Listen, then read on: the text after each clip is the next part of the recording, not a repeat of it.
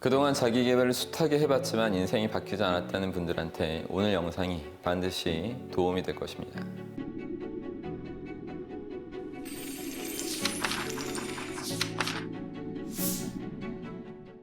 중국 송나라에 성미가 급했던 농부가 있었습니다.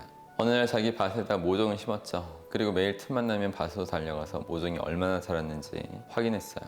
며칠 지났는데도 모종의 변화가 없으니까 농부의 마음은 너무나 초조해졌죠. 자신이 무엇을 잘못한 건지 계속 고민하다가 한 가지 묘책을 떠올립니다. 한 걸음에 밭으로 가서 손으로 모든 모종을 조금씩 뽑아 놓은 거죠.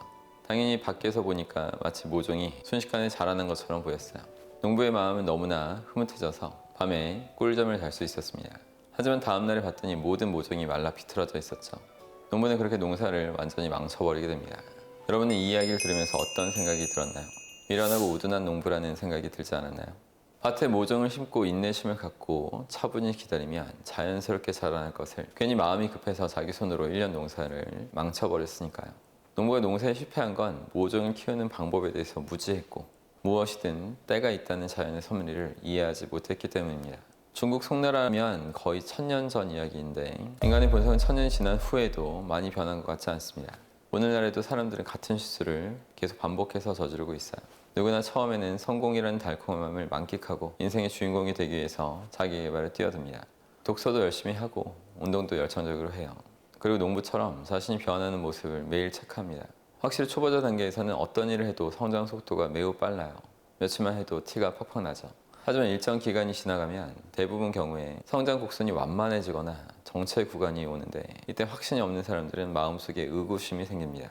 지금처럼 하는 게 맞나? 혹시 이번에도 실패하는 건 아닐까? 괜히 사기꾼말 들어서 시간만 허비하는 게 아닐까?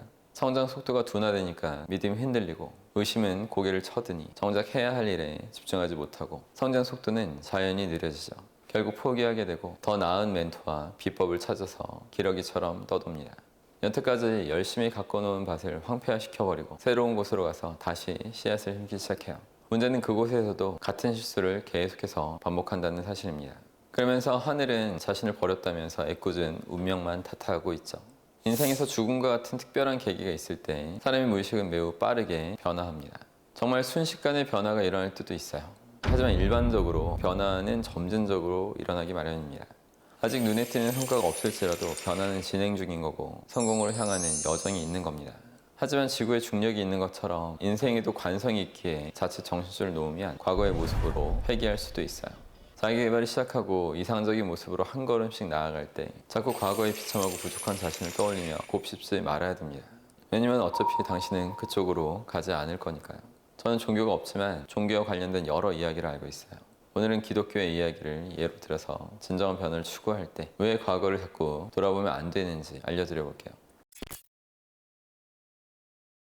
성경에 따르면 옛날에 소돔과 고모라라는 타락한 도시가 있었다고 합니다. 그곳에서 부패하고 추잡한 일들이 매일 자행되었죠. 보다못해 하나님이 천사를 보내서 아브라함한테 죄악이 깊은 두 도시를 멸망시켜버리겠다고 경고합니다. 아브라함은 만약에 정의로운 사람 10명을 찾아낼 수 있다면 멸망시키지 말아달라면서 하나님께 간청하죠. 하지만 도시에는 10명의 정의로운 사람도 없었어요. 오직 롯과 소수의 가족만이 의인이었죠. 다행히 이들한테는 성이 멸망하기 전에 떠날 수 있게 미리 기뜸해 줍니다. 하지만 도시를 떠난 후에 절대로 뒤를 돌아보지 말라는 경고를 남겼죠. 만약 돌아본다면 무서운 저주를 받을 것이라고 했습니다. 롯의 가족이 도시를 떠난 후 얼마 지나지 않아서 하늘에서 불이 쏟아지고 도시를 전부 불태우기 시작합니다. 향락의 도시가 재로 변하게 된 거죠. 롯의 가족들은 계속해서 앞으로 걸어나갔지만 롯의 부인은 그 도시에서 미련을 갖고 있었어요. 그래서 걷던 도중에 도저히 참지 못하고 뒤를 돌아보게 됩니다. 그 순간 롯의 아내는 소금 기둥으로 변해버립니다. 나머지 가족들은 어쩔 수 없이 눈물을 삼키고 계속 앞으로 갈 수밖에 없었어요. 저는 이 이야기가 개인이 변화를 추구할 때 지켜야 하는 원리처럼 느껴졌습니다. 사람들은 왜 변화를 원하나요? 지금의 상태가 마음에 들지 않았기 때문이죠.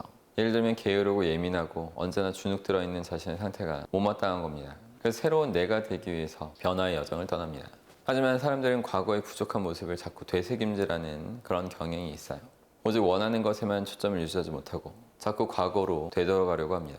과거의 나를 반복해서 상기하고 곱씹으면 변화는 오히려 점점 더 어려워집니다.